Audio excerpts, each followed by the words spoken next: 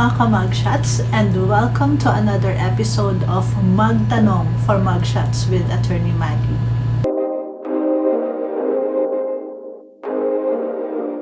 So, inulan po ang Mugshots with Atty. Maggie ng napakaraming messages recently sa aming Facebook Messenger.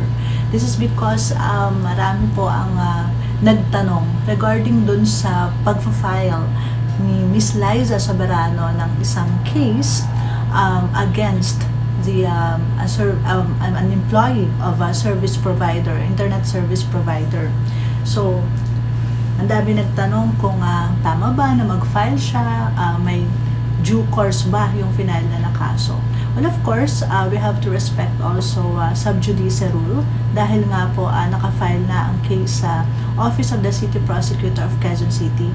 So without us preempting the resolution of the investigating prosecutor who would investigate the case, we will discuss Republic Act 10175 or ang Cybercrime Act of 2012 without necessarily naman preempting ang magiging resolution ng investigating prosecutor with regard to the case of Ms. Liza Soberano. So, ano nga ba ang Republic Act 10175? So, ang Republic Act 10175 po is a Cybercrime Act of 2012. So, katulad ng nakalagay doon sa batas na yon, na-enact po siya noong 2012, year 2012. So, yung mga acts committed prior to 2012, kahit po they were committed using computer or computer device, hindi po punishable under that act.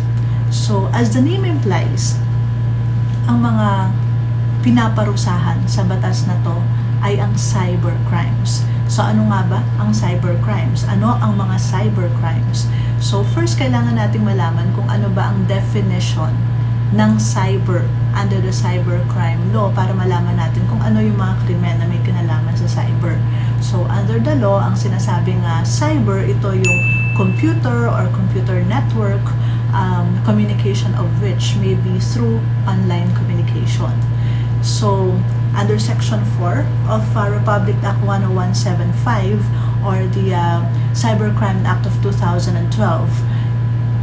in there enumerated the cybercrimes punishable by law. So, under Section 4 thereof, there are three types of cybercrimes that may be committed. So, first, yung mga crimes or offenses that would violate the confidentiality, integrity, and availability of a certain computer data or system. So, doon pinapunish yung mga acts katulad ng illegal intercept or illegal access sa mga computer data or system sa isang computer device. So, the second type of crime under cybercrime, specifically in Section 4 of that law, ito yung tinatawag na mga computer-related offenses. So, ito yung mga krimen katulad ng computer-related forgery, computer-related fraud, at pati yung mga computer-related identity theft. And of course, yung pinakahuling type ng crime under Cybercrime Act of 2012, under Section 4C, ito yung tinatawag na mga content-related offenses. So, ang pinapunish dito o yung pinaparusahan is yung mga content o laman ng isang post sa isang computer device or sa isang computer. Ang example ng mga to yung cybersex, child pornography, and of course, yung madalas na naifa-file, lalo na kapag sa mga post sa social media sites katulad ng mga internet, katulad ng Facebook and Twitter or Instagram, ito yung tinatawag na cyber libel. So, cyber libel under the Cybercrime Act of 2012, Section 4, C, Paragraph 4 thereof states na ang cyber libel, these are unlawful or prohibited acts of libel as defined in Article 355 of the Revised Penal Code as amended, committed through a computer system or any other similar means which may be devised in the computer. So, ibig sabihin nun, lahat ng mga acts which constitute as libel under the old law o yung revised penal code, specifically in Article 355 thereof may be considered as cyber libel if itong mga acts na to will be committed through the use of computer or computer device. So dahil nga po na-mention ng Article 355 of the Revised Penal Code na itong mga acts na to ang magko-constitute din ng cyber libel, then we have to go back to that old law and let us see what constitute as libel under said law. So under Article 353 of the Revised Penal Code, libel is defined as a public and malicious imputation of a crime or of a vice or defect, real or imaginary, or any act, omission, condition, status, or circumstance tending to cause the dishonor, discredit, or contempt of a natural or juridical person, or to blacken the memory of one who is dead. So, based on this definition of libel under Article 355 of the Revised Penal Code, we have to highlight certain words para malaman natin kung ano nga ba ang libel. So, first we have to highlight the word public. So, ibig sabihin, ang post must be public. So, private communications may not be considered as libel. So, another is the word malicious. So, the post or acts committed must be done with malice. And under Article 354 of the Revised Penal Code, it is stated that in libel, defamatory imputations are presumed to be malicious. So, ito lang yung sa criminal law, may presumption ng malice. Kasi, most of the time, yung mga acts or offenses or felony under the Revised Penal Code, kailangan mong i-prove yung malice o yung criminal intent. Pero sa libel, defamatory imputations are considered or presumed to be malicious. Well, of course, may exemption sa rule na to. Kapag public officers or public figures or public employees, malice is not presumed, but you have to prove actual malice for that public officer or public figure or public employee may be liable for libel. So, ano bang ibig sabihin ng actual malice? So, dapat yung post na ginawa niya ng respondent, he or she made that post with the knowledge that said post is false. So, dito, ang magiging defense niya will be truth. Pero, yun nga, katulad ng sinabi ko, this will only be applicable to public figures, public officers, or public employees. So, another word that we have to highlight in the definition of libel under Article 355 of the Revised Penal Code are the words imputation of a crime or of a vice or defect. So, ibig sabihin nun, there should be an imputation.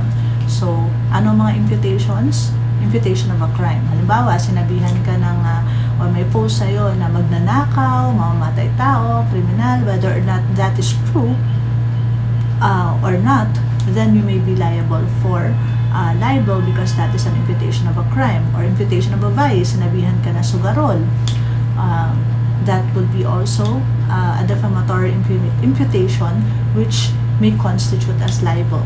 So, yan, defect. Real or imaginary. So, ibig sabihin ito, kahit totoo o imaginary lang yon, you may be liable for libel. And of course, dahil nga ang libel is a crime against honor. So, syempre, pinapunish din yung mga act, omission, condition, status, or circumstance tending to cause the dishonor, discredit, or contempt of a natural or juridical person, or to blacken the memory of one who is dead. So, another important provision of libel under the Revised Penal Code is, of course, Article 354. So, it states here yung mga defenses na pwedeng gamitin for libel. So, nakalagay dito, good intention and justifiable motive for making the post. So, Ang example nito, yung a private communication made by any person to another in the performance of any legal, moral, or social duty. And a fair and true report made in good faith without any comments or remarks of any judicial, legislative, or other official proceedings which are not of confidential nature, or of any statement, report, or speech delivered in said proceedings, or of any other act performed by public officers in the exercise of their functions. So, isa pang importanteng malaman under Republic Act number 10175 is Section 6 thereof. Stated here that all crimes defined and penalized by the revised penal code as amended and special laws, if committed by, through and with the use of information and communications technologies, shall be covered by the relevant provisions of this act, provided that the penalty to be imposed shall be 1 degree higher than that provided by the revised penal code as amended and special laws, as the case may be. So, ibig sabihin nito, halimbawa, there is a threat or grave threat that may be committed, which is liable under the revised penal code, or committed as may be punished by the revised penal code. Pero yung threat na yon was made through the use of computer system or computer device, then the crime that may be filed to that person is grave threat in relation to Republic Act 10175. So, pag yun ang final na kaso, ang penalty would be 1 degree higher. So, mas mataas ang penalty niya kaysa kung magpa-file ka lang ng grave threat under the revised penal code. So, meron din pong nagtanong kung bailable ba ang cyber libel or ang crime ng cyber libel. So, bailable naman po. Pwede pong magpiyansa sa cyber libel. Ang usually po na ini-impose na bail bond ay 10,000 pesos per count. Meron din nagtanong kung subject ba for probation in case ma-convict for cyber libel. Hindi po siya subject for probation kasi more than 6 years po ang penalty ng cyber libel.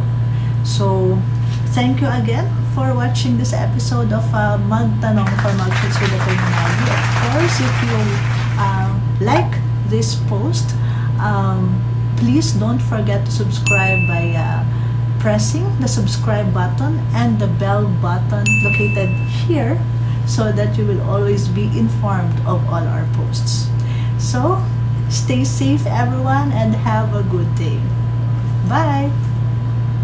Don't forget to subscribe to our YouTube channel, Mugshots with Atty. Maggie.